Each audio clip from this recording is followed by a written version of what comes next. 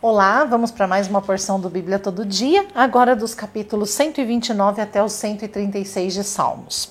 Então, já no capítulo 129, esse salmo fala sobre a nação e os estados, dizendo que por mais severa que seja a perseguição, nada pode destruir o povo de Israel, o povo de Deus. Hoje conosco não é diferente, né? Nós sabemos que a Igreja de Deus tem sido perseguida aos longos dos séculos e cristãos fiéis muitas vezes enfrentam hostilidades e muitas até a nível pessoal. Mas esse salmo nos dá instruções que podemos seguir quando estivermos sofrendo por Cristo. A primeira delas é aceitar. Realmente coisas acontecerão. Já vemos que isso está descrito na Bíblia, né? O mundo é perverso, os hebreus foram oprimidos pelo Egito, mas lá eles também se multiplicaram. O Egito tentou afogar os hebreus, mas o exército egípcio que foi afogado. Os assírios tentaram fazer com que eles passassem fome, mas o Senhor exterminou o exército assírio. Nabucodonosor, vocês vão lembrar, tentou queimar Sadraque, Mesaque e Abednego, né, mas o Senhor os livrou. E recentemente nós vamos nos lembrar de Hitler, que matou mais de 6 milhões de judeus, mas pouco tempo depois nasceu o Estado de Israel. A Igreja de Jesus Cristo passou por perseguições e ainda passará, mas devemos ter a perspectiva correta de que todo sofrimento por amor a Cristo terá uma vitória certa. Capítulo 130. Deus é o Todo-Poderoso, e os israelitas estavam experimentando isso. Nesse salmo, eles deixam claro para nós, não importa quais são nossas necessidades. Quando clamamos, Ele ouve e faz as mudanças necessárias. Ele traz da morte a vida, conforme diz o versículo 1 e 2, da culpa para o perdão, versículo 3 e 4, da escuridão para a luz, versículo 5 e 6, e da escravidão à liberdade, versículo 7 e 8. Capítulo 131. Se havia alguém em Israel com motivos de sobra para se orgulhar, esse alguém era Davi. Oitavo filho de um cidadão comum, Davi começou trabalhando como um pastor de ovelhas e se tornou o maior rei de Israel. Soldado corajoso, general, tático talentoso e servo sincero de Deus. Davi derrotou os inimigos de Israel, expandiu as fronteiras da sua terra e juntou riquezas para Salomão, seu filho, usar para construir o templo. Escreveu quase metade dos salmos e, apesar de, como nós, ser culpado de desobedecer o Senhor, sempre se arrependeu e buscou perdão. Foi por amor a Davi que o Senhor manteve acesa a lâmpada em Jerusalém, e pela linhagem de Davi, Jesus veio ao mundo. Com exceção de algumas ocasiões em que Davi cedeu aos seus desejos egoístas, Davi andou com o Senhor, mantendo sempre a humildade.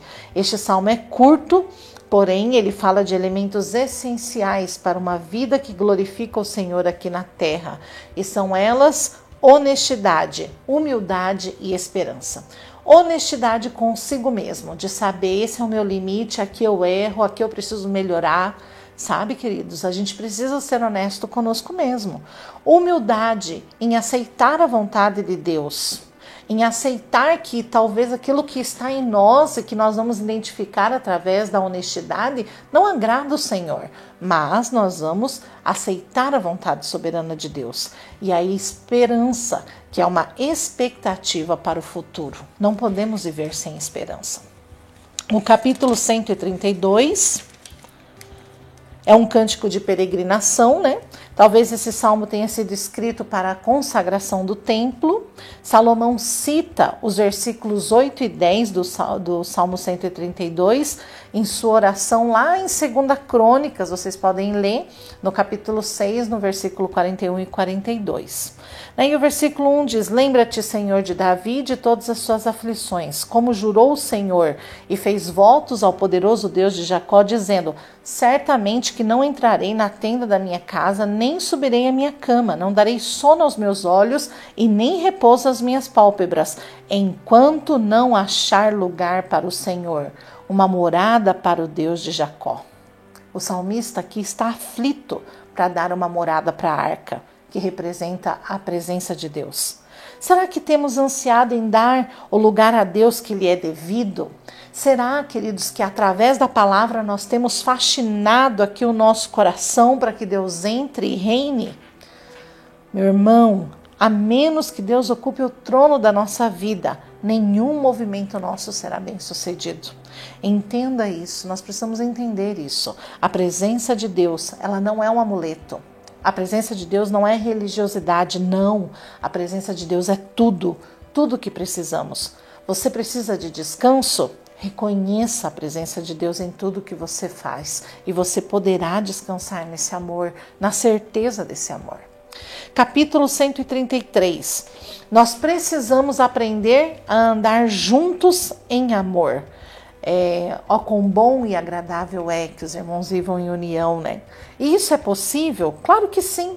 E eu não estou aqui falando de ausência de problemas, mas eu estou falando de maturidade para lidar com todos eles. Somos diferentes, mas somos filhos do mesmo Pai. Então temos características e natureza parecidas.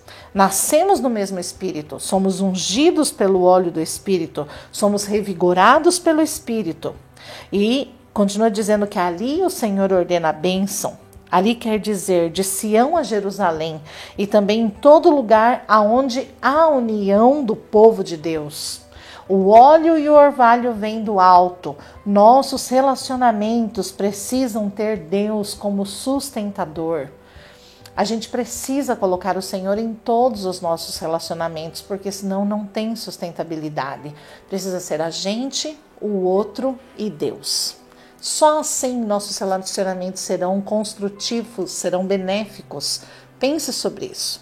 Capítulo 134. Um capítulo super curto, porém muito profundo, né? Fala que Deus não dorme. Deus cuida de mim e de você. Um Deus que recebe adoração infindável. Um Deus maravilhoso. Um Deus que merece todo o nosso tempo, toda a nossa dedicação. Se você perguntar, querido, hoje para a diretoria de culto, horário de cada programação, que horas vai acabar cada momento, você saberá.